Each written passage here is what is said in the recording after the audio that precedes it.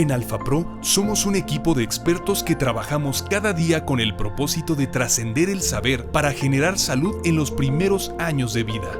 Por ello, nuestra familia de fórmulas infantiles está diseñada para satisfacer las necesidades de los lactantes en cada una de las etapas del desarrollo y ser la mejor opción de alimentación para aquellos que no pueden ser alimentados con leche materna.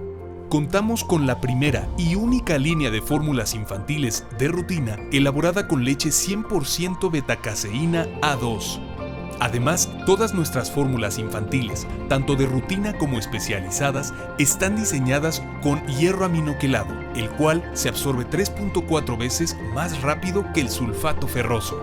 Por esto y muchos beneficios más, cada día más profesionales de la salud confían y recetan AlfaPro, creando una comunidad de expertos que llevan salud y confianza a miles de familias en todo México. Para colaborar con la creación de espacios de intercambio profesional, nos complace ser parte de la presente sesión online.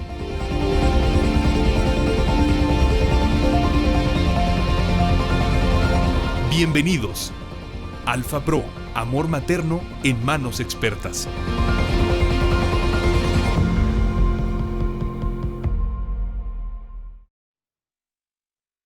Hola, muy buenas noches a todos. Sean bienvenidos. Gracias por acompañarnos a esta velada. Les aseguro será espectacular, ya que el día de hoy nos acompañan grandes expertos en el área de la medicina y la nutrición infantil. Para mí es un honor presentarles al panel de la mesa redonda. Les presento a la doctora Fátima Reynoso. Ella es gastropediatra, egresada del Hospital Civil Juan Menchaca en Guadalajara, adscrita en el área de pediatría del Hospital Universitario de Puebla. Cuenta también con su consultorio privado en el Hospital Ángeles de Puebla. El doctor Guillermo Monterrey es gastropediatra, egresado del Instituto Nacional de Pediatría, adscrito al Hospital Puebla en la ciudad de Puebla. El doctor Miguel Ángel Bichido es gastropediatra, egresado del Instituto Nacional de Pediatría y actualmente se desempeña como director del Centro Regional de Desarrollo Infantil y Estimulación Temprana del Estado de Oaxaca. La doctora Nayeli Córdoba es gastropediatra, egresada del Hospital Siglo XXI, adscrita en el área de pediatría del Hospital General Zona 71 en Veracruz. El doctor Manuel Galaz es gastropediatra, egresado del Instituto Nacional de Pediatría, adscrito en el Hospital General Manuel Gómez Maza y al Hospital Pediátrico en la ciudad de Tuxtla Gutiérrez, Chiapas. El doctor Gerardo Sagols es gastropediatra, egresado del Instituto Nacional de Pediatría, responsable del área de nutrición pediátrica de la Clínica de Mérida y profesor de la Maestría de Nutrición Pediátrica de la Universidad Marista en Yucatán. La doctora María Eugenia Luna es gastropediatra, egresada del Hospital Siglo XXI, adscrita a la Unidad Pediátrica de Gastroenterología y Nutrición en Cancún. La doctora Marlene Ruiz es gastropediatra, egresada del Instituto Nacional de Pediatría, encargada del Servicio de Gastroenterología Pediátrica del Hospital del Niño DIF en la ciudad de Pachuca, Hidalgo. La doctora Betsy Romero es gastropediatra, egresada del Hospital Infantil Siglo XXI, con alta especialidad en endoscopía digestiva y respiración pediátrica por el Hospital 20 de Noviembre del ISSSTE, adscrita al Hospital General IMSS Vicente Guerrero y cuenta con consultorio privado en el Hospital Farallón en Acapulco, Guerrero. El doctor Miguel Ángel Duarte es doctor en Ciencia de los Alimentos, egresado de la Universidad Autónoma de Querétaro, con estancia doctoral en la Universidad de California, Campus Davis. El doctor Roberto Cervantes es gastropediatra y jefe del Departamento de Gastroenterología del Instituto Nacional de Pediatría y es quien el día de hoy nos hará el gran honor de dirigir la mesa redonda. Sin más, disfrutemos del evento y recibamos al doctor Roberto Cervantes.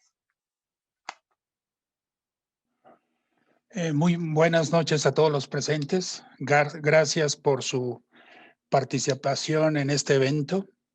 Quiero dar las gracias a los compañeros gastroenterólogos pediatras que van a estar contestando la mayor parte de las preguntas y dudas que surjan en relación a esta mesa de manejo con fórmulas de arroz en niños con alergia a la proteína de la leche.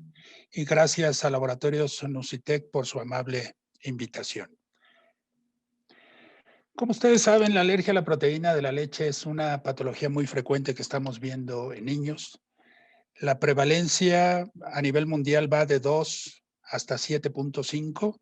Sin embargo, cuando escuchemos a cada uno de los expertos en gastroenterología pediátrica, ustedes van a ver que esto puede variar de 2, 5, 7, 10 y algunos van a decir 15 o 20% de su consulta privada, y esto es muy aplaudible porque yo creo que piensan en esta patología.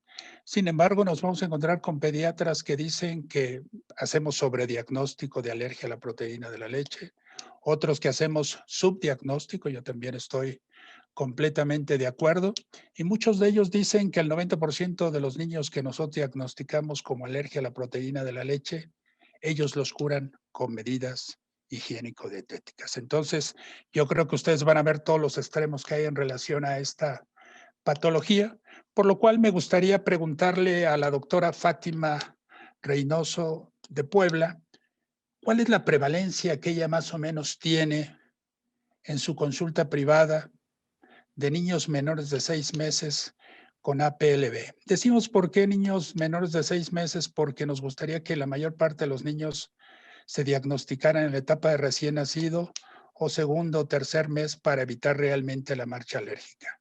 Nosotros siempre hemos dicho que la marcha alérgica se puede evitar en la mayor parte de los niños no mediados por IgE, pero también en un grupo importante de los mediados por IgE. Entonces, si nos pudiera decir su experiencia, doctora Fátima, ¿qué porcentaje de niños con APLB está viendo en su consulta privada? Bueno, buenas noches. Yo creo que aproximadamente un 5% de sospecha y a lo mejor un 4% que se corrobora, porque también es un grupo difícil para la sospecha por todos los trastornos funcionales digestivos que ahí mismo confieren. Entonces, al principio, en una primera consulta, sospecharlo si no integra todos los datos clínicos, a lo mejor no tiene a nivel respiratorio, gastrointestinal, dérmico, pues probablemente se quedarán como sospechas y confirmados yo creo que un 5% aproximadamente. Perfecto. El doctor Guillermo Monterrey, que yo creo que es el que más práctica clínica tiene de todos nosotros porque fue de los primeros egresados de gastroenterología pediátrica. ¿Cuál es tu experiencia, Guillermo? Igual, Roberto, yo calculo que un 5%. De tu consulta privada. De la consulta privada, un 5% y quizá ya comprobado un 3-4%. Perfecto. ¿Y tú, Miguel Ángel Pichido? La verdad es que sí llega mucho paciente referido con un diagnóstico o incluso autodiagnóstico. Ahora con la situación de las redes sociales, muchas mamás llegan ya pensando que tienen una alergia a proteína en leche de la vaca o vienen referidos por pediatras. Y yo creo que o sea, no por día, a lo mejor de 10 pacientes, 3 sí serán alergia a proteína en leche de la vaca y el resto realmente son o síntomas, situaciones gastrointestinales funcionales del lactante o situaciones que se están, es otro diagnóstico que realmente no es alergia a proteína en leche de la vaca. Pero yo creo que sí 3 o 4 de 10 sí han de ser alergia a proteína en leche de la vaca. Cabe señalar que pues a nosotros los pediatras, afortunadamente si trabajamos con ellos, nos refieren pacientes y entonces hay más posibilidades que nuestros pacientes sí tengan alergia a proteína de leche de la vaca que a lo mejor un pediatra de su consultorio general. Perfecto. ¿Y tú, Manuel Galaz, en Tuxtla Gutiérrez, Chiapas, de 10 pacientes menores de 6 meses que entran a tu consultorio, cuántos serán APLB? Sí. Yo creo también que se mueven como el 3%. Nuestra población, como es población pobre, indígena, mucha gente, la mayor parte de los niños con lactancia materna, y se enfrentan desde etapas tempranas a un ambiente adverso. Creo que por eso no vemos tanta alergia a la proteína de leche de vaca en los niños o en las zonas rurales. Eso me gustaría que mis compañeros también comentaran algo al respecto. En las zonas rurales vemos muy poca alergia a la proteína de leche de vaca y tal vez sea por las condiciones genéticas y ambientales de estos niños. Pero en mi consultorio privado sí yo considero que un 3% es una buena apreciación. Y tú, Gerardo, finalmente, Gerardo Zagolz, ¿como cuántos verás tú de cada 10 pacientes menores de 6 meses, cuántos serán APLB? Sí, yo creo que finalmente después de haber descartado la sospecha, se quedará como un 10% aquí en Yucatán. Lo que decía el doctor Manuel Galaz es muy interesante, ¿no? Porque dependiendo realmente de los factores culturales, sociales de los papás, influye mucho en esto. Yo realmente veo mucho paciente a nivel privado y realmente llega mucho niño con la sospecha, mucho pediatra que me manda paciente con esa sospecha y finalmente haciendo un abordaje, bueno, realmente yo creo que de esa sospecha el 50% sí se quedará. Es muy diferente la consulta del gastroenterólogo, como ya se mencionó, vemos un porcentaje realmente importante. Yo diría para mi consulta es un 10% la alergia a proteínas de leche de vaca. El pediatra definitivamente yo creo que debe ver un porcentaje menor porque pues tiene una otra gama de patologías que revisar, ¿no? Perfecto. Yo creo que cuando revisamos las diferentes guías de gastroenterología y nutrición en relación a APLB, ya sea las europeas, americanas, latinoamericanas, todo el mundo está de acuerdo en que el manejo inicial en el niño con sospecha de APLB debe de ser, si recibe exclusivamente leche humana, la suspensión total de leche y derivados en la madre. Cuando esto no es posible, la segunda fase sería hidrolizado extenso de caseína o proteínas del suero. Eso depende lo que nos guste a cada uno de nosotros. La segunda opción sería fórmulas a base de aminoácidos. Y tercera opción, donde todavía no tienen una evidencia muy elevada, serían las fórmulas de arroz. Sin embargo, no olvidemos que de primera elección la fórmula de aminoácidos está indicado en anafilaxia, esofagitis eosinofílica y enfermedad de Heiner. Entonces, yo no sé si me pudiera decir la doctora María Eugenia Luna si ella realmente sigue esta guía en sus pacientes de la consulta privada. Primero pasa hidrolizado extenso, después aminoácidos y si fracasa, fórmulas de arroz, o sigue guías que ella misma define en cada uno de sus pacientes. Gracias, doctor. Bueno, sí, como primera opción, utilizo las fórmulas extensamente hidrolizadas, excepto en aquellos pacientes que no son pocos, que hay papás que llegan con una cierta preferencia por consumir proteínas de origen vegetal. Entonces, en ellos es una opción que tenemos las fórmulas de arroz. Pero sí, de entrada, mi primera opción es la fórmula extensamente hidrolizada. La verdad es que aminoácidos libres es poco lo que lo utilizo. Tiene sus indicaciones y las llego a utilizar, pero no es lo que más utilizo. Perfecto. Doctora Marlene Ruiz, de Pachuca. Hola, buenas noches. Gracias por la invitación. Definitivamente creo que hay que individualizar. Cada paciente hay que tomar una decisión. Creo que también dependiendo la presentación clínica, como lo muestra ahí en el cuadro, ¿no? Creo que definitivamente hay situaciones como la anafilaxia, ¿no? Pacientes graves que se tiene que dar el de aminoácidos, pero regularmente y sobre todo, por ejemplo, yo estoy en un estado en donde la gente no puede comprar una fórmula de aminoácidos, entonces también valoramos mucho esta situación, dependiendo la presentación clínica, pero también ocupamos la fórmula extensamente hidrolizada, pero siempre valorando, individualizando a cada paciente. Perfecto. Doctora, doctor Guillermo Monterrey. Mande.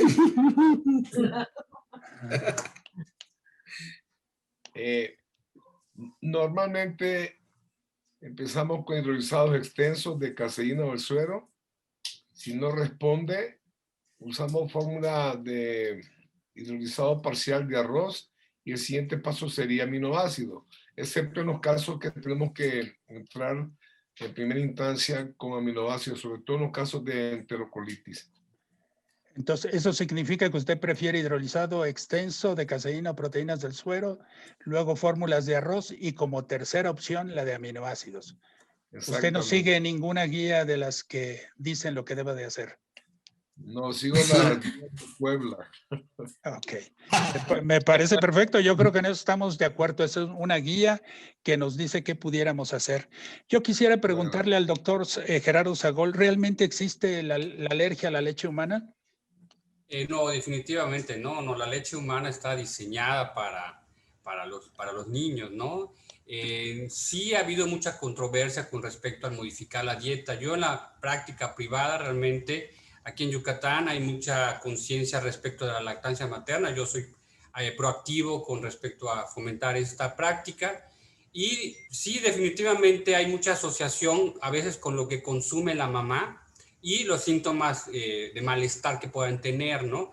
El cólico, el llanto, a veces la regurgitación. Entonces, las guías están establecidas que en caso de que un niño alimentado exclusivamente con leche humana presentara algún síntoma, tenemos que hacer una prueba de reto, quizás 15 días o por más tiempo y ver cómo responde. En lo particular, yo he visto una muy buena respuesta, yo diría en un 80% con esta simple práctica con la mamá, ¿no? Entonces, realmente, como pregunta usted, la alergia a la leche humana, desde mi punto de vista, no existe. Yo le preguntaría, ¿nunca ha retirado una alimentación con leche humana en ningún paciente con sospecha de APLB? Definitivamente sí ha habido algunas circunstancias. Yo creo que estamos hablando, que quizás a lo largo de mi experiencia en 100 pacientes, tal vez en 2, 3, he tenido que quitar la leche materna. Lo que sí le puedo compartir es que muchas veces es la mamá la que finalmente, ante no soportar los síntomas, tiene que decidir cambiarla. He tenido mamás incluso que cuando están conscientes que el problema es simplemente algún alimento que pasa por la leche, prefieren no suspender la leche materna, aunque el niño esté un poco inquieto, sabiendo que los beneficios que conlleva la leche humana en otros aspectos psicológicos, emocionales. Entonces, a veces sí he tenido que hablar con las mamás, sobre todo, sobre el hecho de que, bueno, le estamos quitando la leche humana con ciertos beneficios, pero, bueno, podemos mejorar los síntomas si se retira. Yo le diría, como les menciono, son muy pocos los casos en los que he tenido que hacerlo, porque el niño realmente persiste con el llanto, ¿no? Y el malestar. Entonces, usted diría que no existe la alergia a la leche humana. Yo digo que no. Perfecto. Yo digo que no. No sé los compañeros, pero yo digo que no. Doctora María Eugenia Luna, ¿qué opina usted al respecto? Coincido con el doctor Sagols, en realidad han sido muy, muy poquitas las ocasiones, tal vez 3 o 4 en todos estos 20 años de práctica en que he tenido que tristemente suspender la lactancia, generalmente con las medidas dietéticas a la madre es más que suficiente. Hay casos muy complicados donde no podemos dejar a la mamá también con restricciones alimentarias de varios grupos de alimentos y donde el niño no mejora la sintomatología. Y bueno, pues se tiene que hacer, ¿no? Pero no es lo habitual en realidad. Yo creo que a todos nos ha tocado algún paciente con proctocolitis, con sangrado importante, que de repente anemizan a 7 u 8. Están alimentados exclusivamente con leche humana. Usted hace todas las medidas dietéticas y el paciente sigue sangrando y decide cambiar a una fórmula extensamente hidrolizada, 24 a 48 horas, mejora todo. Y la mamá, como es de la Liga de la Leche, dice, voy a hacer el reto. Hace el reto y vuelve a sangrar a pesar de llevar la dieta. ¿Usted cómo lo dejaría a ese paciente? ¿Como alergia a la leche humana o de qué forma lo catalogaría? ¿Yo, María Eugenia Luna? Sí, exacto. No, yo pensaría que el niño está reaccionando a cualquier otro alimento que la mamá consume. Hay alergias a diferentes grupos de alimentos y pienso que no podemos restringir la dieta de la mamá de una manera extensa. Tampoco es fácil estar probando grupos de alimentos diferentes y restringir a la mamá lactando así. Entonces, yo creo que fue alergia a un alimento no identificado, a otra proteína, pero no a la leche materna. Perfecto. ¿Usted, doctora Fátima Reynoso? Yo también creo que esos casos de proctocolitis son los más severos y más cuando tenemos mamás de la liga de la lactancia definitivamente.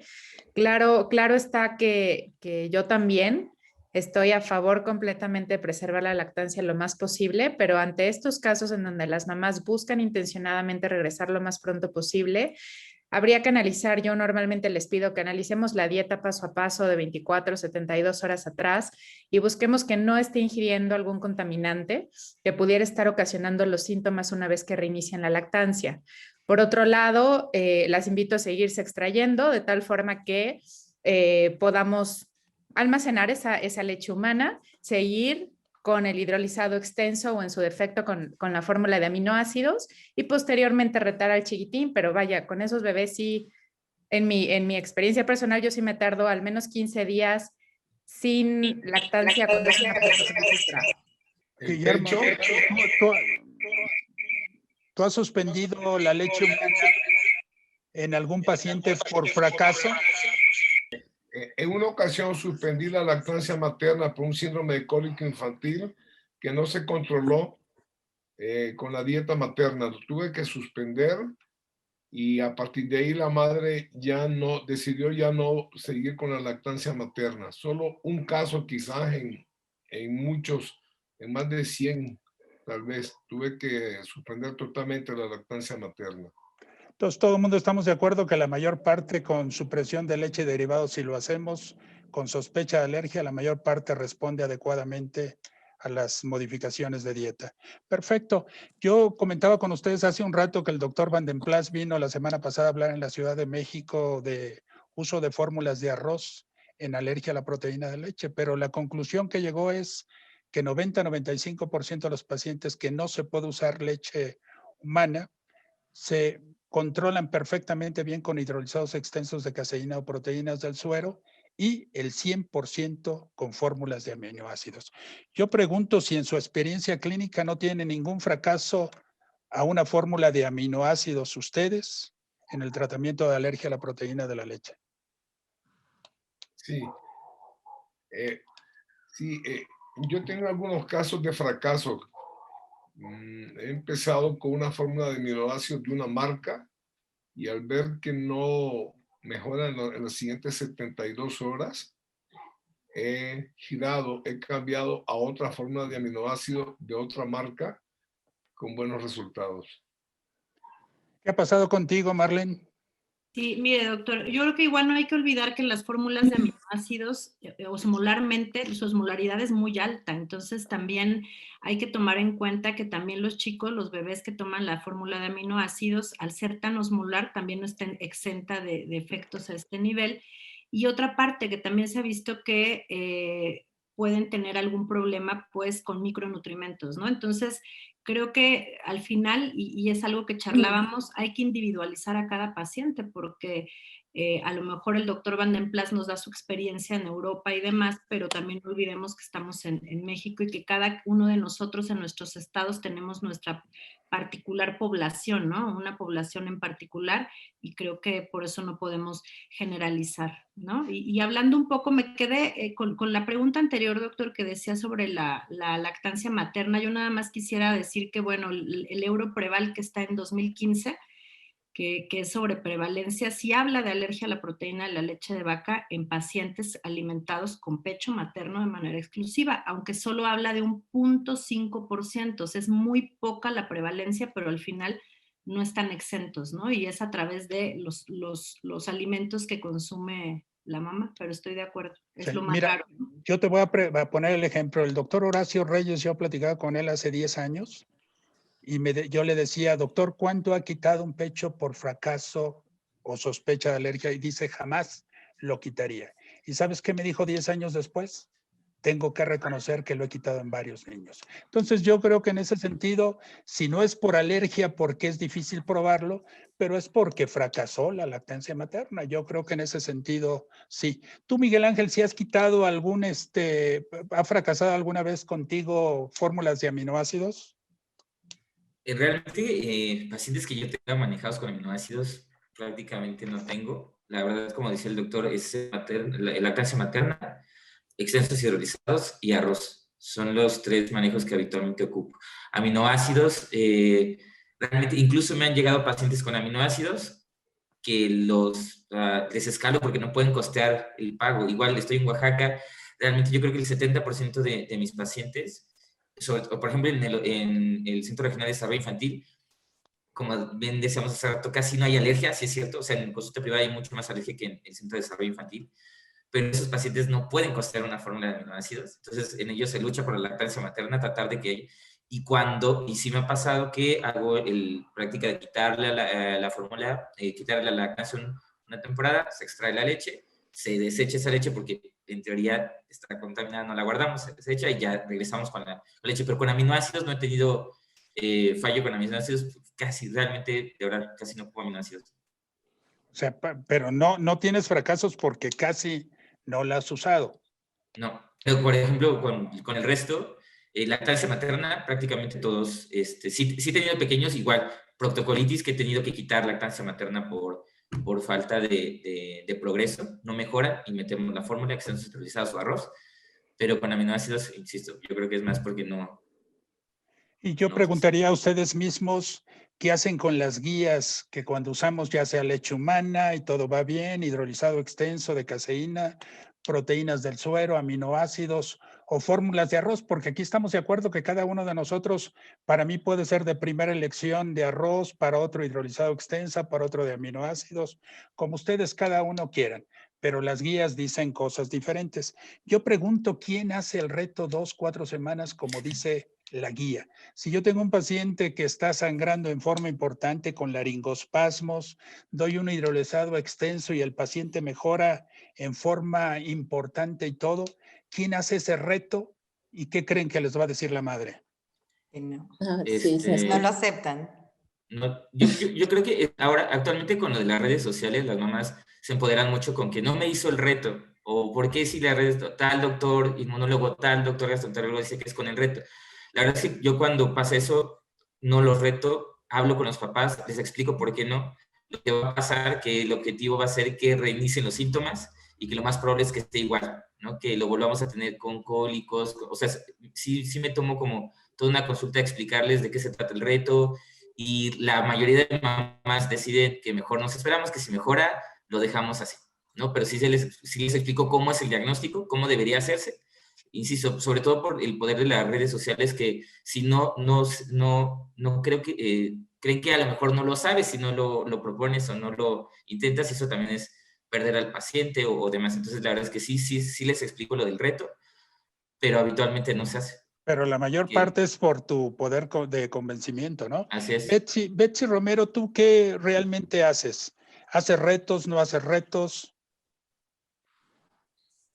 Pues generalmente si tengo un paciente que llega con rectorragia o bueno, con signos y síntomas francos de alergia a la proteína de la leche de vaca, generalmente mejoran con el cambio de la fórmula o bueno, depende del paciente, pero las mamás no me han pedido que se les haga la prueba de reto realmente.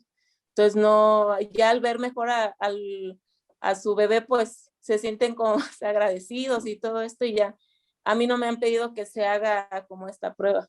Perfecto. Nayeli, ¿tú qué haces? Hola, buenas noches. Bueno, pues primero que nada, individualizar al paciente. Si son niños que vienen con problemas severos de desnutrición, no sé, ganando 300 gramos al tercer mes de vida o con proctocolitis, realmente no hago el reto. Le explico a la mamá que el diagnóstico se realiza quitando la proteína y reintroduciéndole que se presenten los síntomas, pero pues también se hace consciente de que puede pasar. O sea, son alergias que el diagnóstico es muy fácil porque son síntomas así típicos. Sin embargo, en los niños que vienen referidos por pediatras o ya vienen con varias fórmulas de inicio o fórmulas parcialmente hidrolizadas y que el único síntoma es cólico o irritabilidad, en esos niños sí hago el reto a las 4 semanas. Más que nada porque veo a la mamá como indico la lactancia materna exclusiva con el retiro de la proteína. Las mamás vienen pues pidiendo el reto para volver a introducirla la alimentación en ellas. Entonces, en estos niños que sí los diagnósticos pueden confundirse con problemas funcionales, sí hago el reto, siempre y cuando también la mamá lo acepte. Perfecto. Ahora bien, cuando hacemos protocolos de investigación en institutos de tercer nivel, yo creo que ahí podemos hacer todo lo que ustedes quieran, PRIC, Inmunocap, pH, impedanciometría para ver reflujo asociado o no, endoscopia alta y baja, pero en nuestra consulta privada todo el mundo estamos de acuerdo que el diagnóstico es clínico. Ahora, en base a la clínica, ¿cuándo deciden ustedes que parece más una alergia no mediada por IgE o mediada por IgE? Por ejemplo, doctora, ¿qué será? Doctor Bichido, ¿en base a qué haces el diagnóstico? Y si decides una no mediada por IgE, darle un tratamiento de 6, 9 meses, o si piensas que es mediada por IgE, de 12 a 18 meses, como dicen las guías. Sí, la verdad es que los cuadros clínicos sí son como, nos guían hacia dónde va a ir, si es mediada por IgE o no mediada por IgE, el tiempo de inicio de la sintomatología, el tipo de síntomas que se presentan. Por ejemplo, si tiene dermatitis atópica, creo que es mixta, está seguramente mediada IgE y no IgE. Si tiene muchos síntomas gastrointestinales, diarrea, vómito, reflujo, muy probablemente sea no IgE. Si son síntomas en agudo, ¿no? Tienen laringoespasmo, situaciones de este tipo, muy probablemente sea mediada por IgE. Y entonces es más o menos, o sea, clínicamente podemos identificar de qué tipo de alergia es o no es. Si es una alergia no mediada por IgE, lo más probable es que haga una tolerancia adecuada a los 12 meses. Yo la verdad es que a todos los espero hasta los 12 meses. A todas las no IgE hago el reto hasta los 12 meses y sé que en algunas ocasiones pudieran hacer tolerancia oral mucho antes, pero ese porcentaje de posibilidad que no se logre, les comento a los papás que yo prefiero extender las posibilidades para llevarlos a los 12 meses y hacer el reto. Si es una mediada por IgE, que es mucho menos frecuente, hay que extender, es muy probable que hagan tolerancia oral después. Hay algunas situaciones no mediadas por IgE, como las FPS y otras particulares no mediadas por IgE, que pueden hacer una tolerancia oral mucho más posterior, y entonces tendríamos que esperarnos un poquito más para hacer el reto, 18 meses, 24 meses. Pero, ¿qué cuadro clínico sugieres que es mediada por IgE? Porque anafilaxia la vemos poco. Sí, en los primeros meses de la vida, esofagitis eosinofílica es muy raro. Síndrome de Heiner, la verdad yo he visto 2 o 3 en toda mi vida. No, entonces, la verdad es que prácticamente todos los de la consulta, los habituales y los que prácticamente igual ven, yo creo que los pediatras que nos acompañan seguramente son los síntomas gastrointestinales típicos, la dermatitis atópica, o sea, cuadros que son característicos de una no IgE. Sí, yo creo que la mayoría, seguramente todos estamos viendo no IgE en la consulta. No respetas tampoco las guías y mejor prefieres 12 meses. No, está bien porque Sí. yo creo que es lo que la mayor parte hacemos. ¿Tú qué dices, Guillermo Monterrey y Marlene?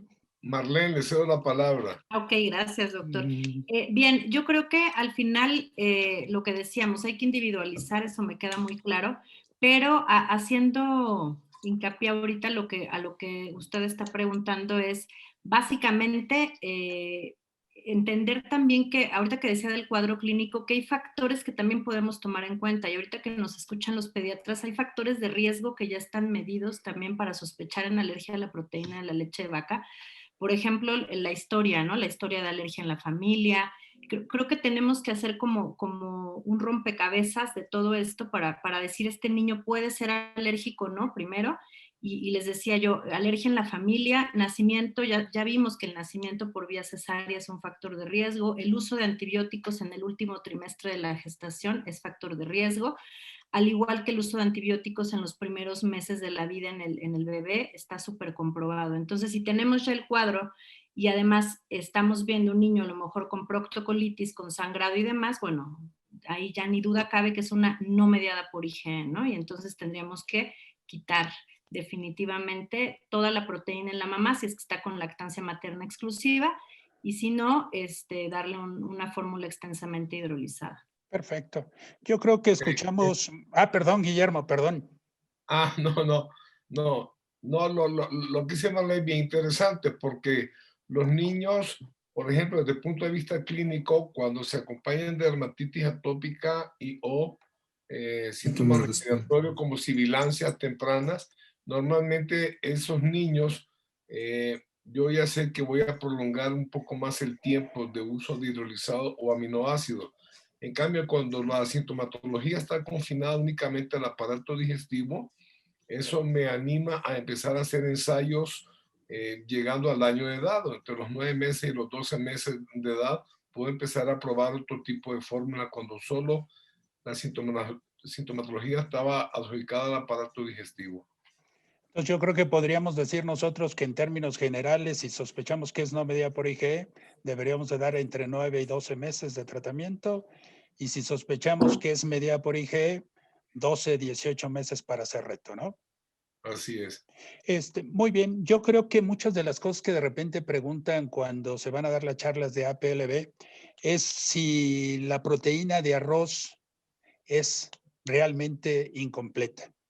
Y esto porque se habla que algunos de los aminoácidos de la misma está deficiente comparada con la leche humana. Entonces yo quisiera preguntarle al doctor Miguel Duarte, ¿qué nos puede decir? ¿Realmente la proteína de arroz es deficiente en algunos aminoácidos comparados con la leche humana? Y si esto es real, ¿qué hace la industria para compensar todo esto? Hola, doctor. Buenas noches y buenas noches a todos. Un gusto estar con todos ustedes. Evidentemente, esto que comenta, doctor, es cierto.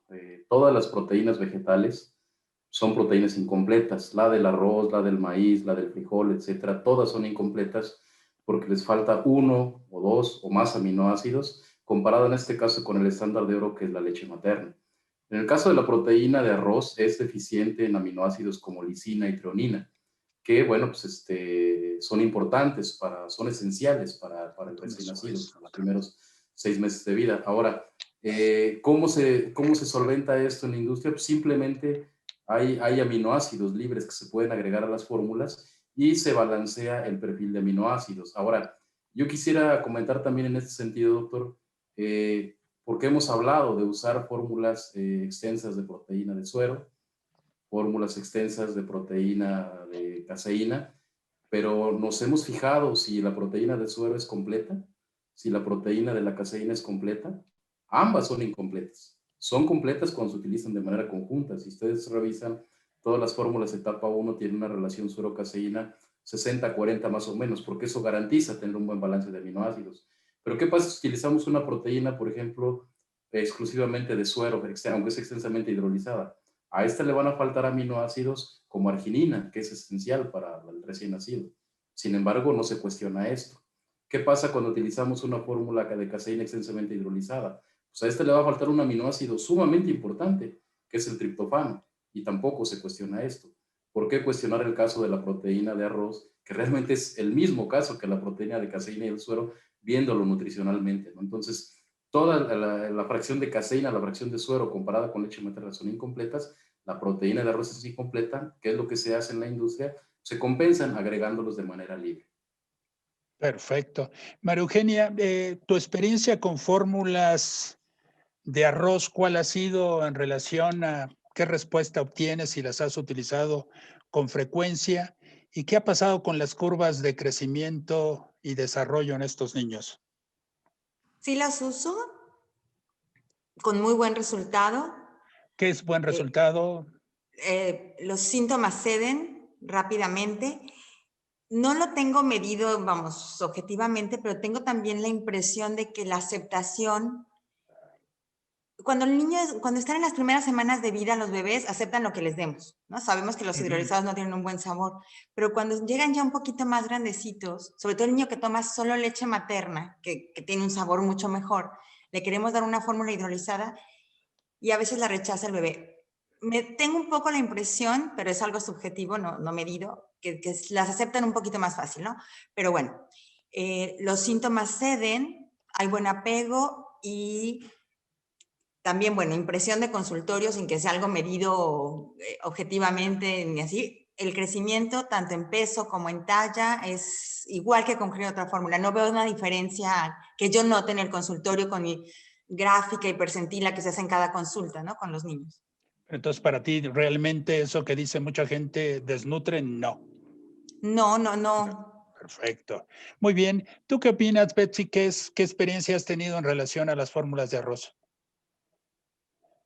Pues sí las he llegado a utilizar en los pacientes con APLB.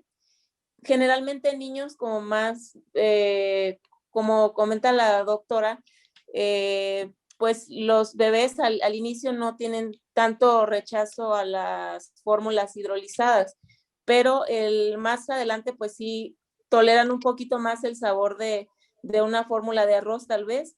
Y bueno, también comentar pues que como no es una proteína que se cruce con la proteína de la leche de vaca, pues no pudiera haber algún problema en ese sentido. Y también que la industria las ha adicionado con los aminoácidos como lisina, triptofano, y vitamina D3 también. Entonces ahí pues no hay como algún inconveniente como para verla insuficiente. Y pues Pero sí, entonces eso en respuesta clínica y todo lo crees que crecimiento en peso y talla, todo ha sido bueno para ti.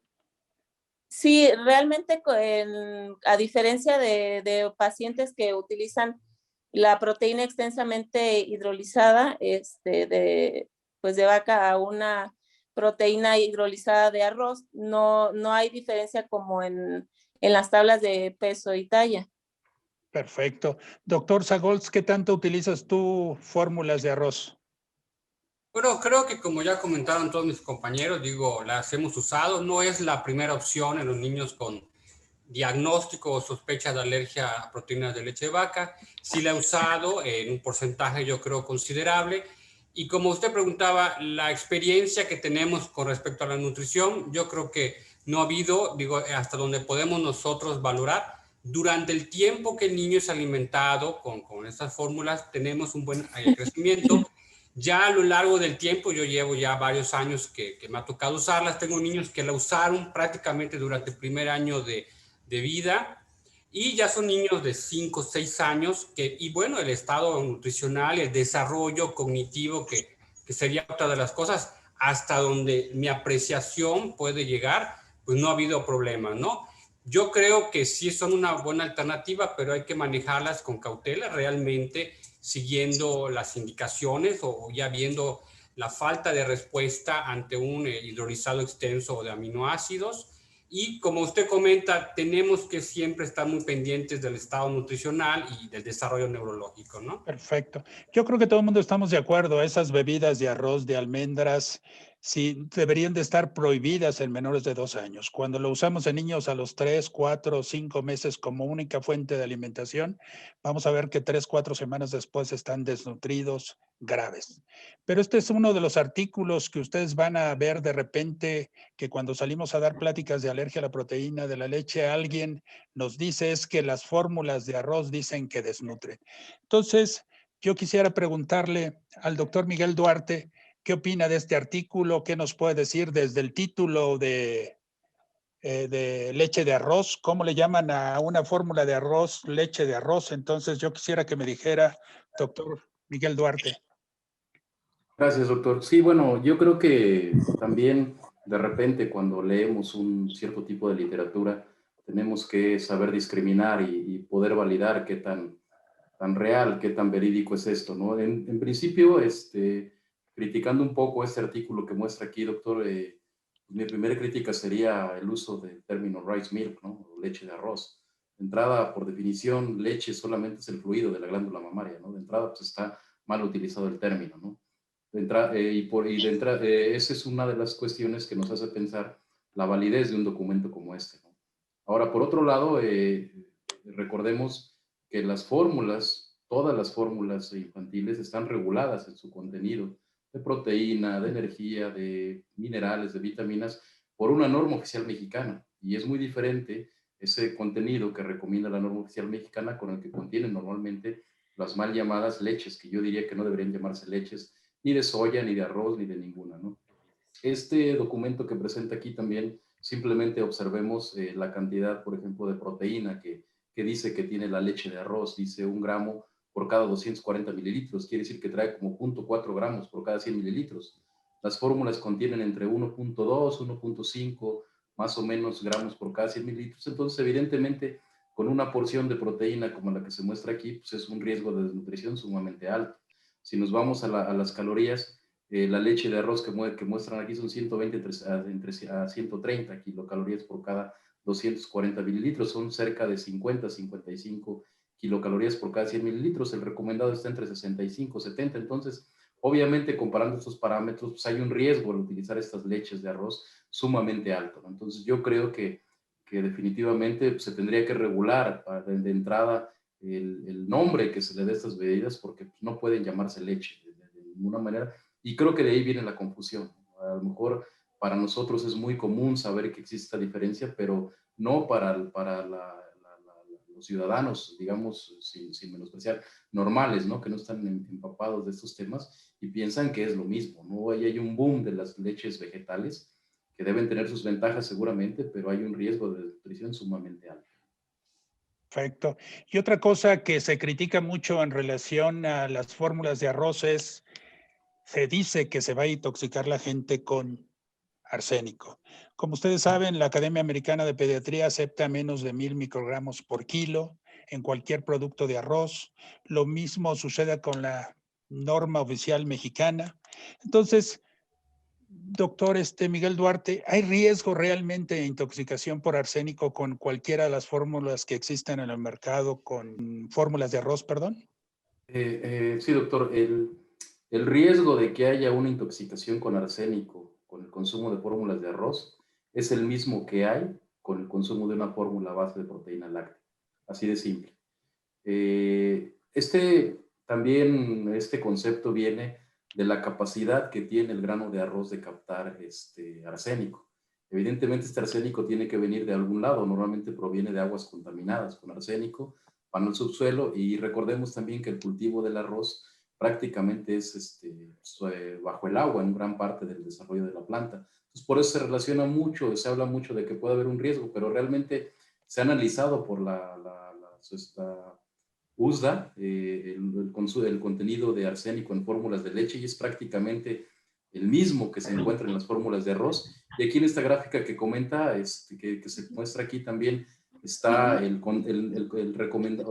límite máximo permitido por la norma oficial mexicana, que es 0.1 miligramo por kilogramo de polvo, y esos son los análisis que han dado como resultado. Lo que tienen las fórmulas que dice USDA son proteínas lácteas, y las dos fórmulas de arroz que se comercializan en el mercado mexicano realmente son 10 veces menos el contenido de arsénico que se ha encontrado en relación con el máximo permitido por la norma oficial mexicana. Yo creo que si hay un riesgo de intoxicación por arsénico, el principal riesgo va a ser el agua con el que se preparan las fórmulas, más que el polvo de la fórmula misma. Perfecto. Una pregunta que frecuentemente hacen: si yo tengo un niño con alergia a la proteína de la leche, todo evolucionó bien con un hidrolizado extenso, ¿van a ser el segundo niño? ¿Qué le digo a la madre? ¿Qué hago con la madre? ¿Que le dé leche humana? ¿La pongo a dieta? ¿No la pongo a dieta? ¿Le utilizo una fórmula especial? ¿Doy una fórmula confort? ¿Qué es lo que ustedes hacen realmente con este grupo de pacientes cuando van a ser el segundo hermano? Si no se puede utilizar la leche humana, por lo que ustedes quieran. Fátima, si me pudieras comentar.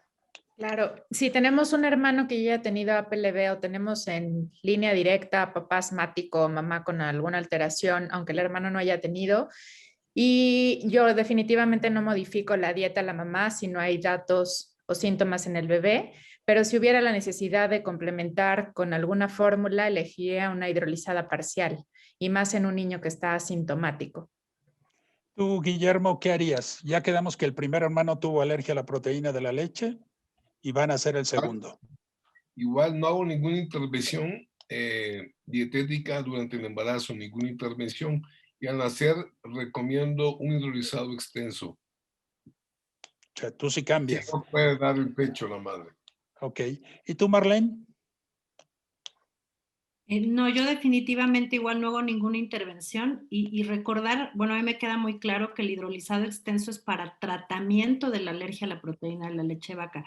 Hasta el día de hoy no hay un artículo, no hay evidencia muy justificada o robusta en donde podamos ver que sirva como prevención. De hecho, los únicos estudios que hay para prevenciones de dermatitis atópica ya han utilizado hidrolizados parciales, pero entonces, para hablar de tratamiento de alergia a la proteína de la leche de vaca, sin duda ocupa un hidrolizado extenso. Si tiene alergia el niño, si no tiene alergia, me iría con una de rutina. Ok. Betsy, ¿tú qué haces? Pues debido al antecedente del primer bebé con la alergia a la proteína de la leche de vaca, realmente no, yo le recomendaría a la madre darle seno materno.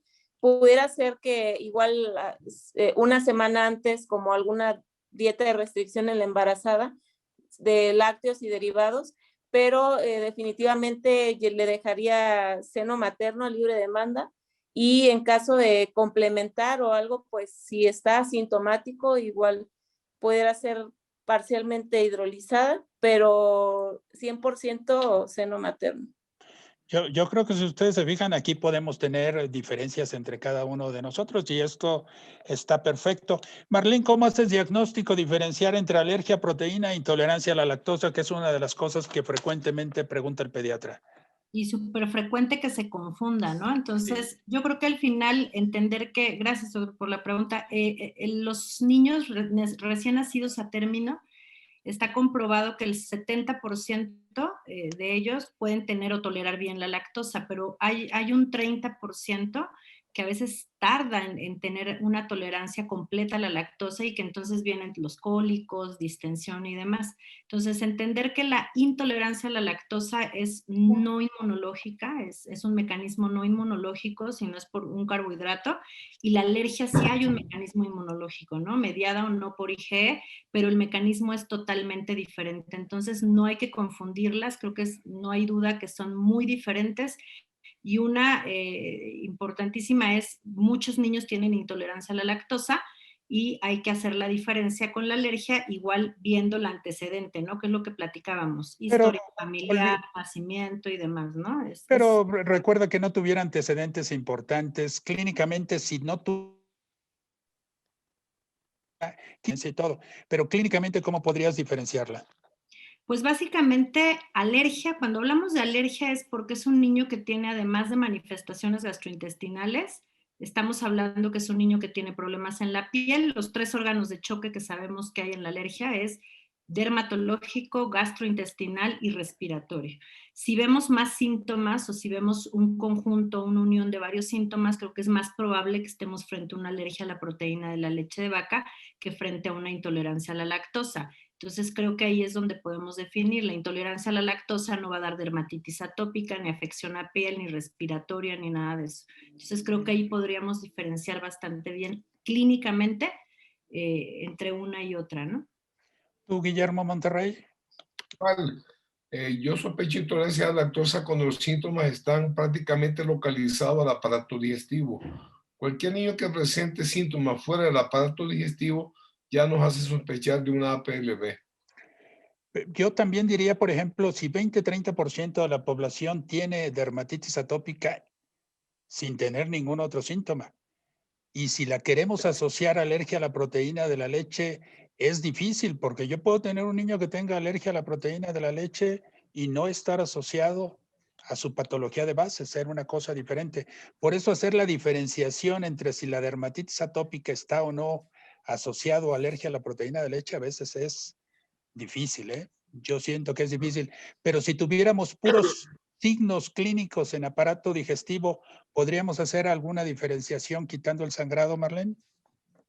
Sí, definitivamente yo creo que el niño con intolerancia a la lactosa, distensión, cólico, que más, yo creo que la intolerancia a la lactosa más bien veríamos evacuaciones disminuidas de consistencia, cólico, distensión, pero es muy distinto la alergia porque la alergia es mucho más marcado, ¿no? La sintomatología gastrointestinal es mucho más evidente, aunque no sangren, ¿no? Hay mucha irritabilidad, mucha disquesia, entonces creo que ahí podría venir perfectamente la diferencia, ¿no?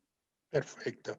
Pues yo creo que antes de pasar a conclusiones de cada uno de nosotros, si abrimos a preguntas del auditorio, a ver ¿Qué quisiera saber en relación a todo esto? La mayor parte no nos hemos enfocado a todo lo que es alergia, nada más a uso de fórmulas, sobre todo de arroz, pero si tienen alguna duda, alguna pregunta, si nos la pudieran hacer llegar. Tenemos algunos comentarios en el chat, doctor. Claro, adelante, adelante. Lamentablemente tenemos al doctor Galaxy. Coincido de que es difícil que haya alergia a la proteína de la leche humana. Solo cuidar bien las indicaciones que se le den a la mamá, sobre todo en alimentación. Ok. Pediatría pregunta qué pasa cuando el neonato presenta sangrado al ser amamantado al seno materno y posteriormente remite solo y no vuelve a sangrar. ¿Quién quisiera contestar?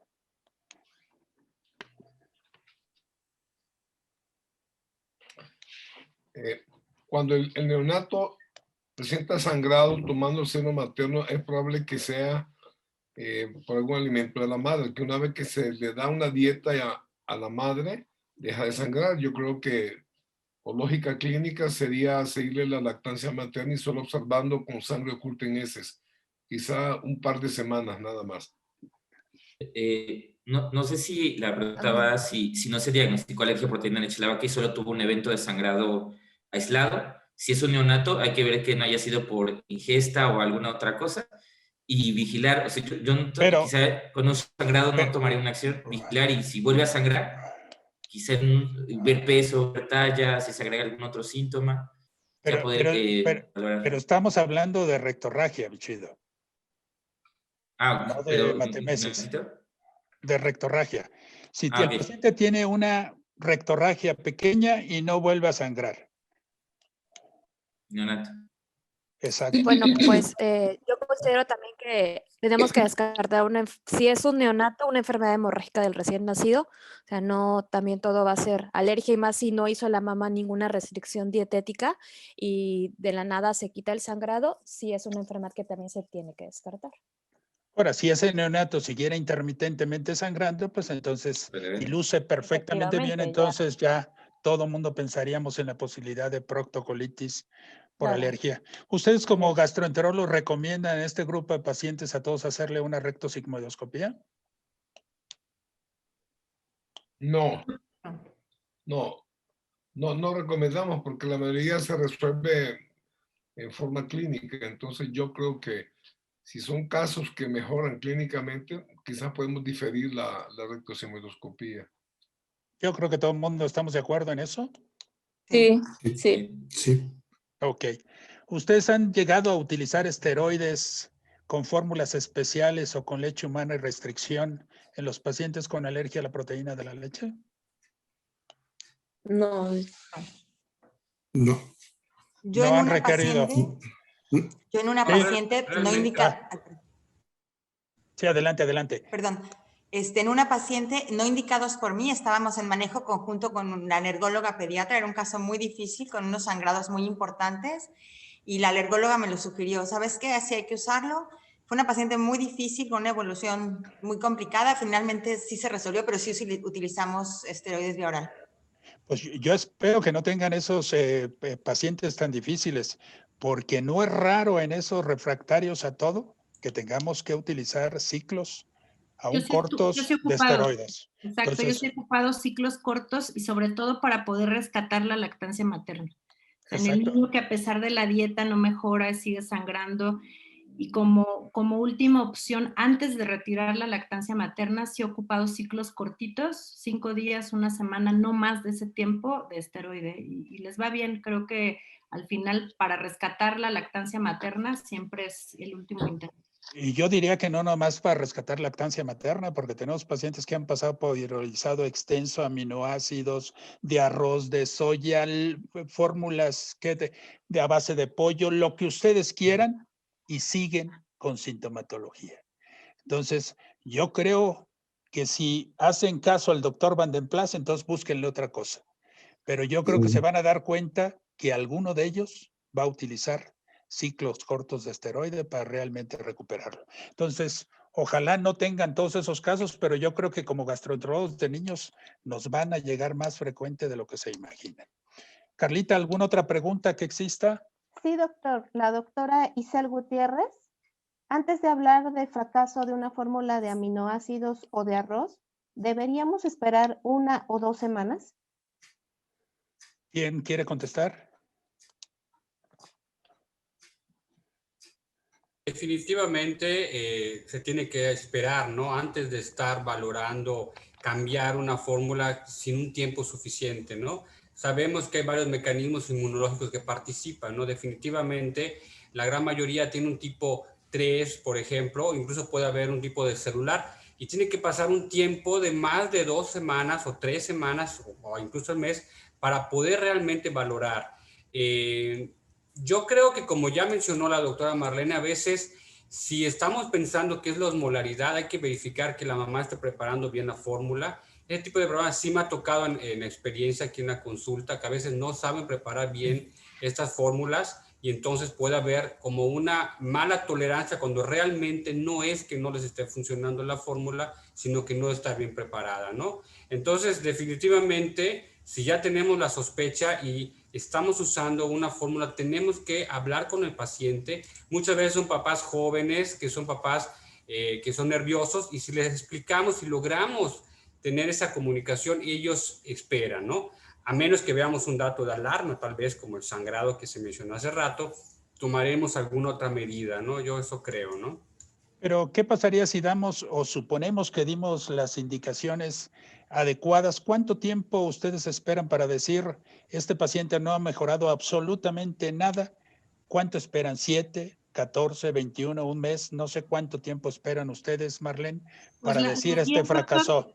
Exacto. Las guías, por ejemplo, hablando específicamente de proctocolitis alérgica, que es sangrado, rectorragia, las guías, de hecho, usted participa en ella, la latinoamericana de alergia a la proteína de la leche de vaca, dice que el sangrado debe remitir entre 5 a 7 días, pero puede tardar hasta 4 semanas. Así lo dice la guía. Y usted participó en ella. Pero te voy a decir, Marlene, a veces nos equivocamos, pero te voy a decir, yo creo que cualquier niño con proctocolitis, la experiencia nos dice que 24, 48, 72 horas remite el sangrado si está funcionando lo que hacemos.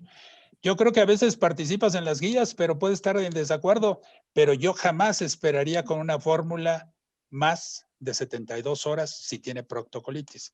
Pero para la clínica, aquel niño que está inquieto, molesto, llorón, con crisis de llanto terrible, ¿tú cuánto tiempo esperas, Marlene, para ver mejoría?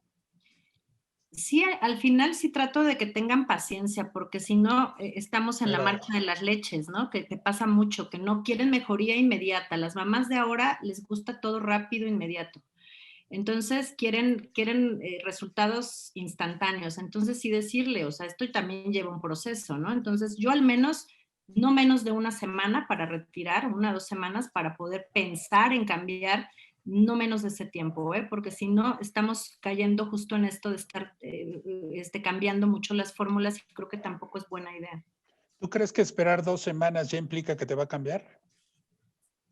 Si hay una buena relación médico-paciente, una buena comunicación con la mamá, creo que no. Y más si le dices específicamente que tiene que esperar. Y muchas veces, y seguro mis demás compañeros están de acuerdo, muchos niños que nos llegan a gastro ya están totalmente multimanejados entre medicamento y leches y fórmulas.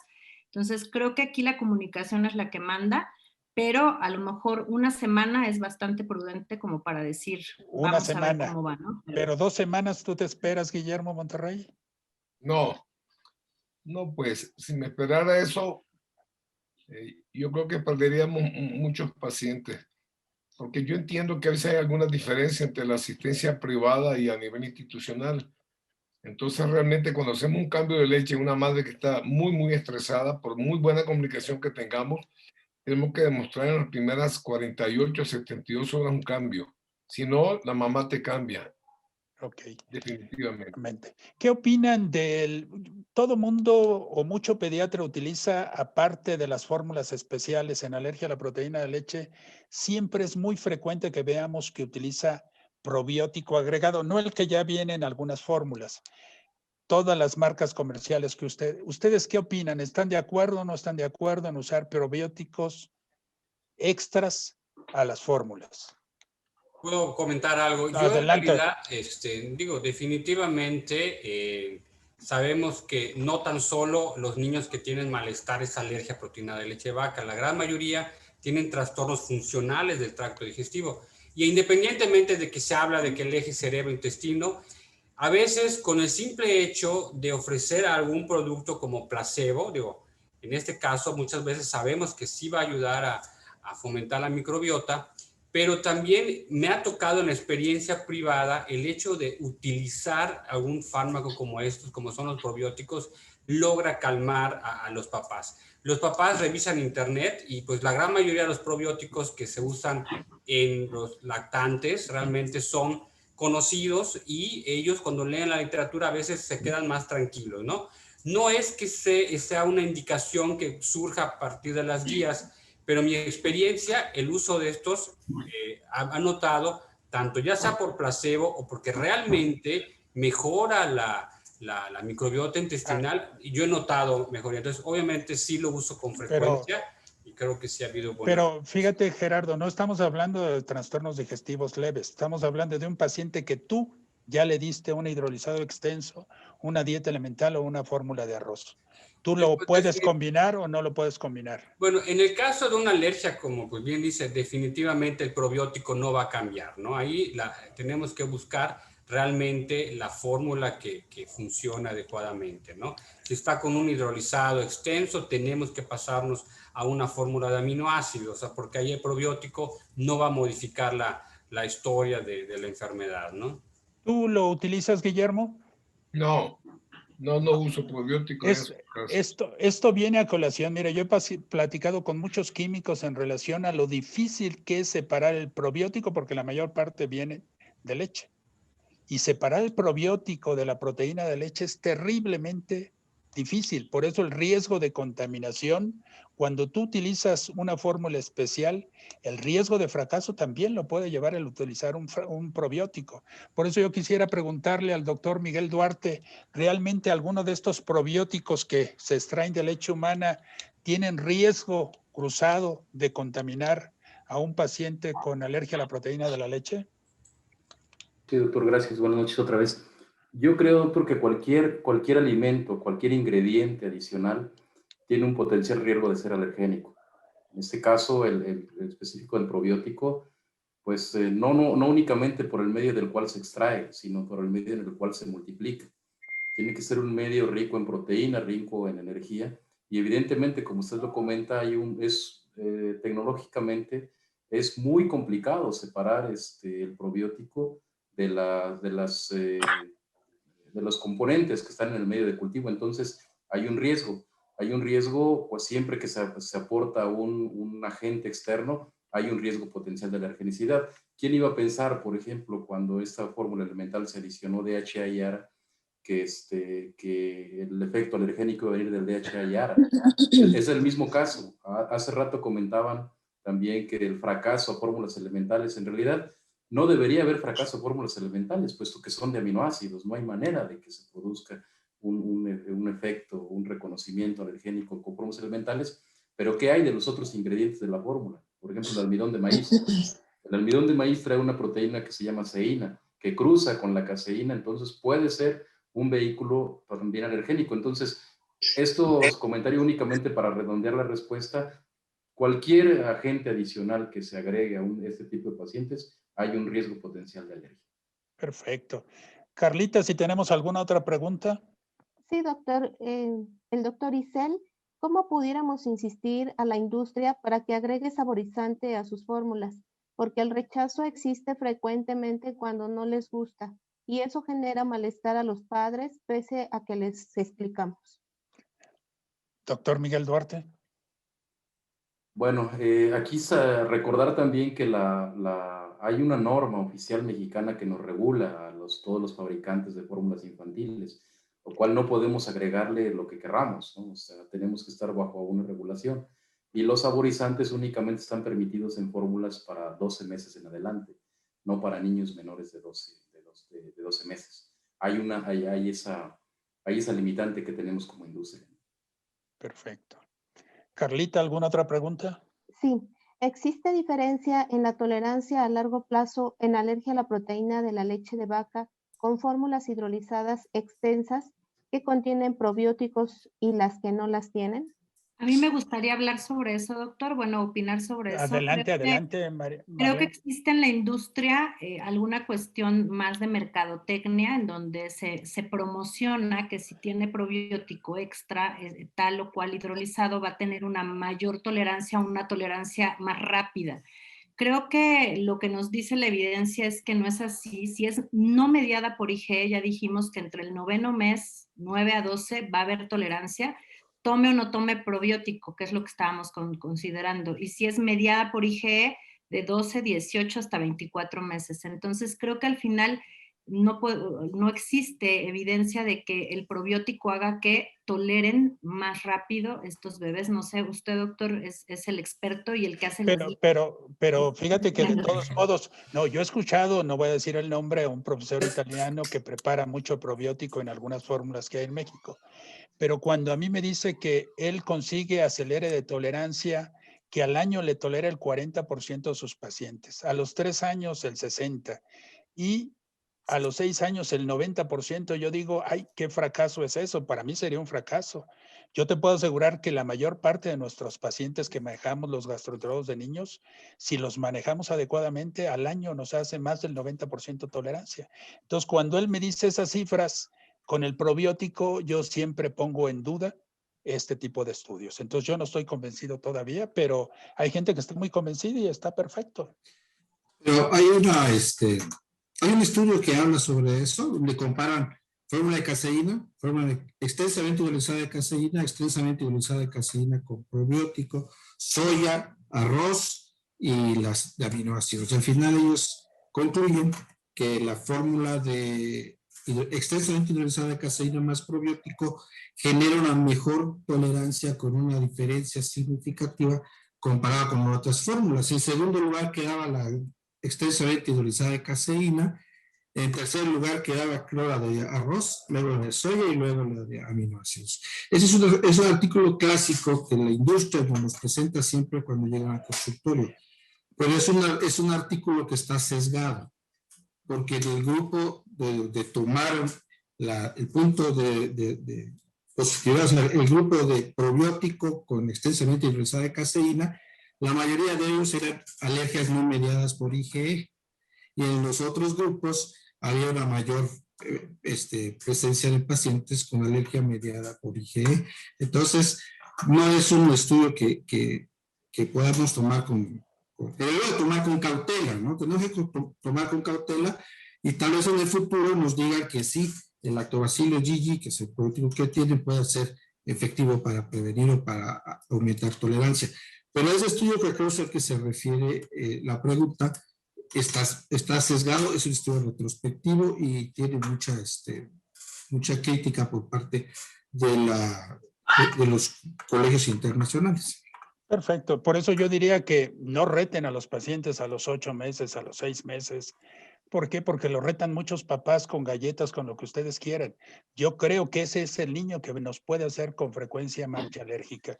Yo creo que en términos generales nosotros deberíamos de decir mínimo 12 meses de tratamiento en todos los pacientes, mediados o no mediados por IgE, y el mediado por IgE más tiempo. Pero entonces esto la verdad es que es difícil comprobarlo, la verdad, si el LLGG realmente acelera tolerancia gastrointestinal. Para estos autores sí, pero cuando yo lo escucho que a los 6 años 90%, imagínense. Entonces, por eso yo no estoy plenamente convencido de este estudio, ¿no? Y lo mismo, cada que le preguntas cómo hizo este autor sus protocolos para medir IgE o no mediada por IgE y una serie de cosas, la verdad es que no tiene respuestas a muchas cosas. Entonces, yo creo que los que vemos tanta alergia a la proteína de la leche ya tenemos suficiente experiencia como para plasmarla y decirle cuál es el tiempo adecuado de manejo de cada uno de estos pacientes con las diferentes fórmulas, ¿no? Carlita, ¿alguna otra pregunta? Tenemos un par de preguntas más, doctor. El doctor Samuel Aguilar, ¿a partir de qué edad puedo usar una fórmula de arroz?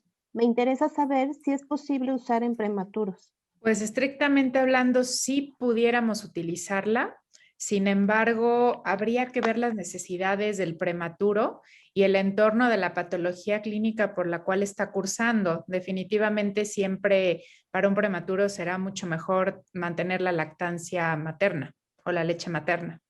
Pero si por algún motivo no se puede utilizar, ¿la puede utilizar las fórmulas de arroz? Podríamos utilizarla, sí. Yo quiero comentar algo. No hay estudios sobre prematuros, el uso de fórmula de arroz, o cuando menos yo no lo he encontrado. Si alguno de ustedes tiene, que me lo compartan, no sea malito. Pero el limitante de las fórmulas de arroz es las calorías. Tiene 69 calorías y sabemos que un prematuro necesita por arriba 80. Y la otra limitante son las proteínas, que aunque tiene mayor contenido de proteínas, no alcanzan los requerimientos para un crecimiento adecuado del prematuro. Entonces, yo creo que no los deberíamos utilizar todavía en prematuros, pero si alguno se animara a hacerlo, tendría que considerar que va a quedar deficiente en el contenido de calorías y de proteínas para un adecuado crecimiento de estos niños. Okay. Nosotros, la verdad, la experiencia en prematuros no la tenemos, pero sí la tenemos en el recién nacido. Tenemos pacientes con galactosemia que la verdad vemos y usamos y la respuesta es excelente. O aquel paciente que estamos entre galactosemia, hemocromatosis, en lo que tenemos el diagnóstico y hacemos una serie de cosas, damos fórmulas de arroz, sí. Por eso en el recién nacido nosotros tenemos evidencia de que funciona extraordinariamente bien, pero la experiencia con prematuros, como tú bien lo dices, nosotros no la tenemos. Entonces yo creo que a ver el día de mañana qué piensa la gente, neonatólogos, utilizando este tipo de fórmulas, ¿no? Doctor Cervantes, sí, quisiera adelante. hacer un comentario claro. al respecto, adicional a lo que comentó de manera muy atinada el doctor Galás, ¿no? Definitivamente recordemos todas las fórmulas están diseñadas a una etapa específica del desarrollo y de requerimientos del bebé. Las fórmulas hoy de arroz que están en el mercado están hechas para utilizarse a partir del nacimiento. El riesgo de un aporte menor de proteínas y un aporte menor de energía está latente, puesto que son diseñadas para niños con requerimientos diferentes al prematuro. En el caso de que se quisiera utilizar, yo creo que habría que utilizar una dilución menor para que esté un poco más concentrada la fórmula, pero eso ya es un caso extremo. Ahora también, a mí lo que me parece un poquito difícil de entender es que si estamos hablando de que por este diseño específico que hay de las fórmulas para cada etapa del año, ¿cómo utilizar una fórmula de arroz desde los 0 a los 3 años, cuando los requerimientos, una sola fórmula me refiero, ¿no? Porque hay una en el mercado que está recomendada de 0 a 36 meses, cuando los requerimientos son muy diferentes. Y este comentario viene a colación por lo que comentó muy atinado el doctor Galás, o sea, las fórmulas, cada una de ellas está diseñadas para una etapa específica y las recomendaciones que tienen que cumplir son para una etapa específica del desarrollo. Perfecto. Muy bien, Carlita, ¿alguna otra pregunta? Sí, dos más, doctor. ¿Puede haber trastornos mixtos de intolerancia a la lactosa más alergia a la proteína de leche de vaca? ¿Quién quisiera contestar esta pregunta? Ok, sí puede haber. Hay que recordar, como ya habíamos comentado previamente, no toda intolerancia a la lactosa es alergia a proteína de leche de la vaca. Hay que hacer un buen análisis de una intolerancia a la lactosa, ver los datos de distensión abdominal, de evacuaciones explosivas, diarrea, y ver si es una intolerancia. Y si se junta con otros datos compatibles con alergia a proteína de leche de la vaca, podría ser una alergia a proteína de leche de la vaca con intolerancia a la lactosa. Entonces sí se puede, pero sí muy importante, llegan muchos pacientes con intolerancia a la lactosa transitoria, seguramente por inmadurez, y vienen diagnosticados como alergia a proteína de leche de la vaca. Entonces, nada más hay que tener como mucho cuidado con eso de intolerancia y la alergia a proteína de leche de la vaca, pero sí pueden coexistir.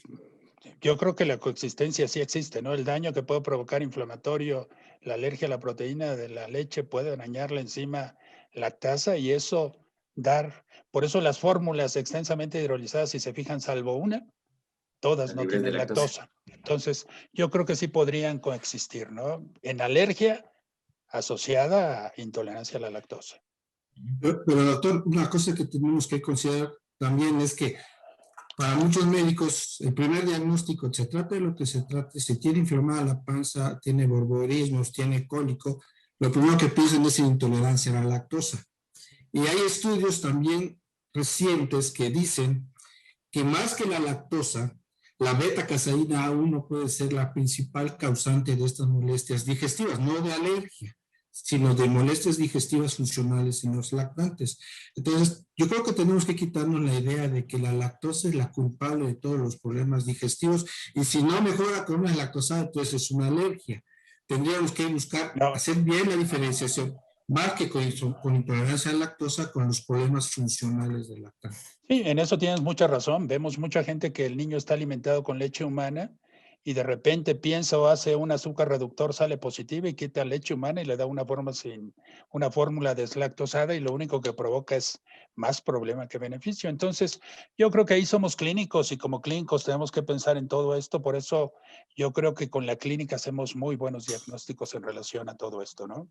Carlita, ¿alguna otra pregunta? Una última, doctor.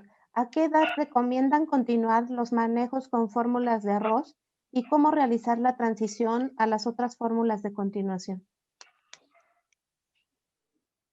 Ahí cada maestro tiene su librito, entonces cada uno de nosotros yo creo que tiene su técnica. Entonces, Guillermo, por edad, si nos das tu tip.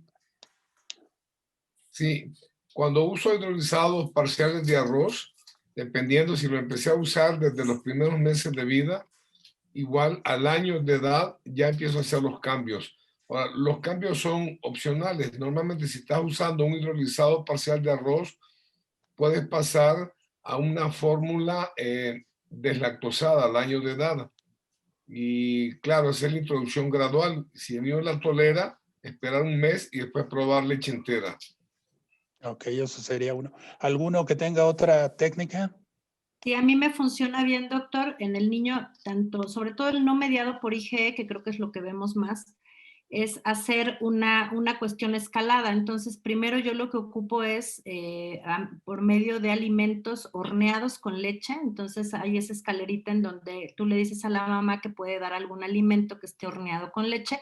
Sabemos que cuando pasa por calor, obviamente la proteína puede ser mejor digerida. Entonces, una vez que tolere una semana tolerando el horneado con leche, podemos pasar ya con derivados lácteos, ¿no? Pero a cantidades muy pequeñas y siempre escalando y siempre viendo si hay algún síntoma, ¿no? Con el reto o con el cambio.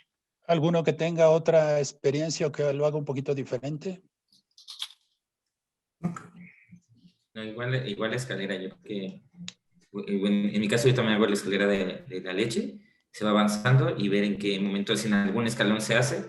Incluso se recomienda en algunas ocasiones solo bajar una escalera y mantener, pero bueno, eso depende igual, supongo, de cada quien. Igual los bebés, cuando llegan a la escalera de la leche, allá la leche entera, por palatabilidad, no sé si a todos les ha pasado cuando tienen, pues, sobre todo fórmulas, no quieren la leche. Entonces, ahí ya, en mi punto de vista, ya hablando de evolución sensorial oral y palatabilidad y entrenamiento oral, lo que hago es diluirle la leche, pero no para que tolere la leche, sino para aceptación de la leche, diluir la leche con la fórmula para que les guste, o sea, acepten la leche, porque me ha pasado que cuando les damos la leche entera, no quieren la leche por sabor, entonces no terminan probándola porque no aceptan la leche. Entonces, nada más eso es como para que lo terminen aceptando, pero digo, eso es como cosa mía de la consulta. Perfecto. Bueno, pues yo creo que por eso decimos que cada maestro tiene su librito y cada quien los va retando de acuerdo. Hay otras gentes que les gusta esas mal llamadas fórmulas Comfort, porque ya sabe que cada laboratorio tiene su fórmula Comfort en variedad diferente y todo. Yo prefiero dar, como dice Marlene, contaminantes y después pasar a una fórmula deslactosada, pero yo creo que ahí cada uno de nosotros, de acuerdo a la experiencia, va retando a los pacientes, ¿no?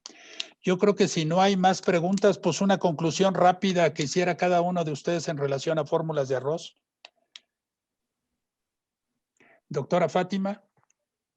Pues yo creo que es una muy buena opción para aquellos chiquitines, por ejemplo, que económicamente no pueden pagar los hidrolizados extensos o las de aminoácidos, pero sí diferenciar muy bien entre las bebidas de arroz y las fórmulas de arroz para evitar confusiones y desnutrición en los niños.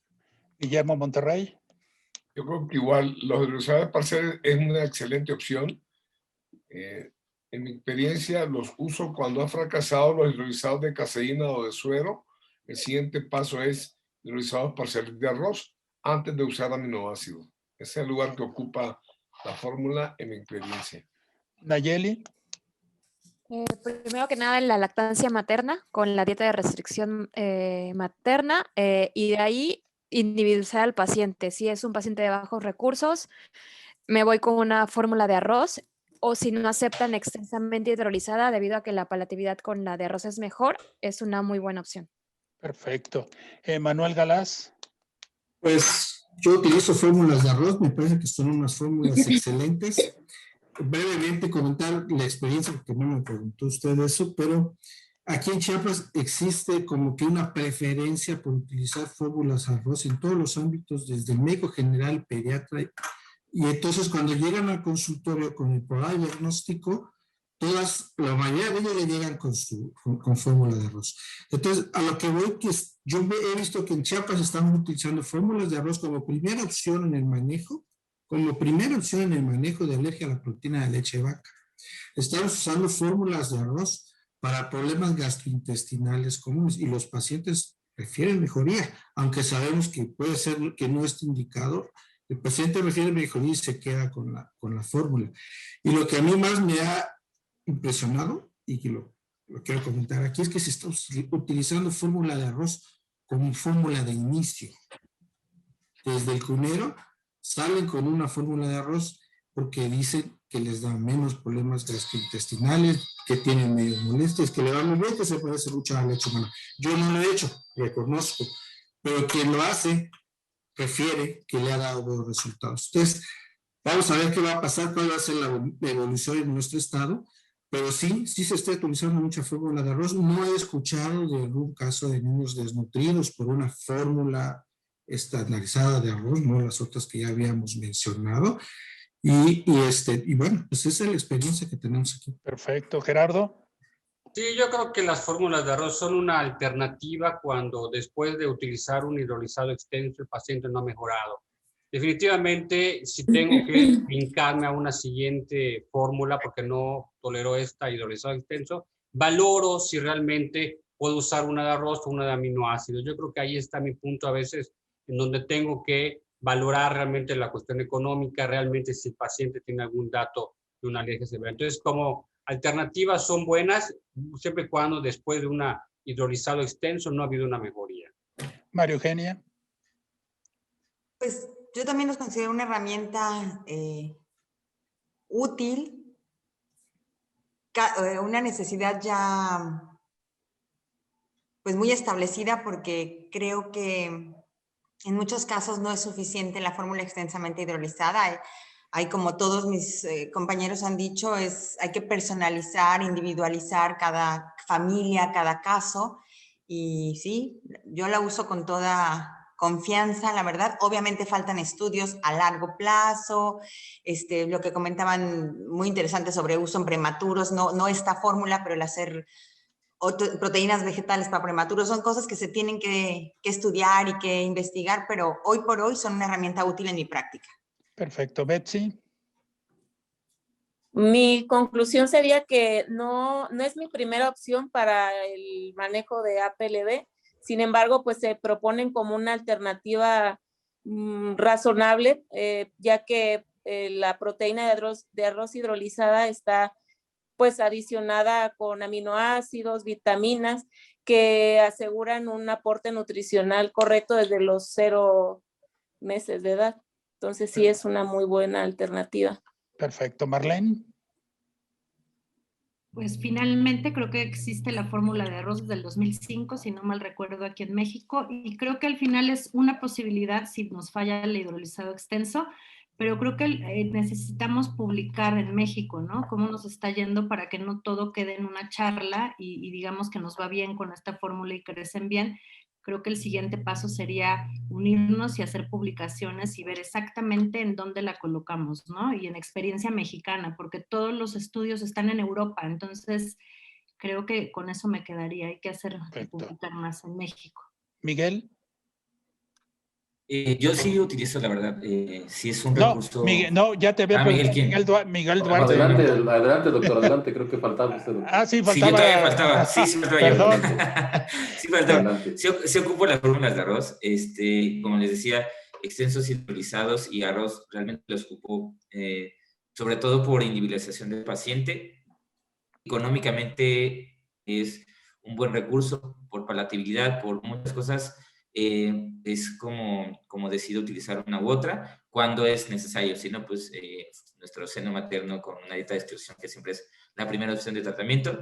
Y para pacientes que tengo en la consulta, que son pocos, que son veganos, que sí he tenido, que por alguna razón que tienen que utilizar fórmulas, he utilizado arroz. Perfecto. Miguel Duarte. Sí, doctor. Bueno, ya solamente en afán de no ser redundante, bueno, pues yo creo que ya todos han concluido. Es una opción más de alimentación que no va a sustituir de ninguna manera, como ninguna opción de alimentación, va a sustituir un buen diagnóstico. Un buen diagnóstico y un buen conocimiento de los requerimientos nutricionales y del contenido que debe tener cada una de las fórmulas. Yo creo que son dos cosas que deben ir de la mano para saber cuál es la mejor opción, porque estamos llenos de fórmulas, pero si no hacemos no se hace un buen diagnóstico, perdón, en la parte clínica, y no se sabe el contenido y el requerimiento nutricional, pues caemos seguramente en el riesgo de esto que le llaman la danza de las leches, ¿no? Exacto. Empezar a probar prueba y error, y así pues es muy difícil, ¿no? Sería mi conclusión. Yo creo que todo el mundo estamos de acuerdo que en los hospitales, cuando tenemos residentes, siempre tenemos que enseñar lo que dice una guía, primera opción, segunda opción, y el nivel de evidencia de fórmulas de arroz. Pero yo creo que cada uno de nosotros en su consulta privada, en base a la experiencia, las guías son guías y nada más, y entonces muchas veces una tercera opción termina siendo nuestra primera opción en la consulta privada. Entonces, cada uno de nosotros, de acuerdo a respuesta clínica que tengan sus pacientes, va a tener que tomar decisiones qué es lo que utiliza o no, ¿verdad? Perfecto, pues le vamos a dar la palabra a Carlita para que cancele el día de hoy. Gracias, doctor. Pues nada, únicamente agradecer a nuestros expertos panelistas, gracias por apoyarnos, por acompañarnos, y a todos nuestros invitados que nos escucharon. Ya son las 10 de la noche, un poquito más, y todavía está la casa llena. Gracias por estar con nosotros. Un tema muy interesante que, como bien la doctora Marlene decía, que tenemos que seguir dando pasos hacia adelante. Les agradecemos a nombre de la Casa Nucitec y que tengan bonita noche. Buenas noches. Gracias. Buenas noches, gracias. Gracias a todos y gracias. Gracias. Bye. A todos. Cuídense. Gracias, un placer. Gracias. Gracias. Un placer. Gracias a todos.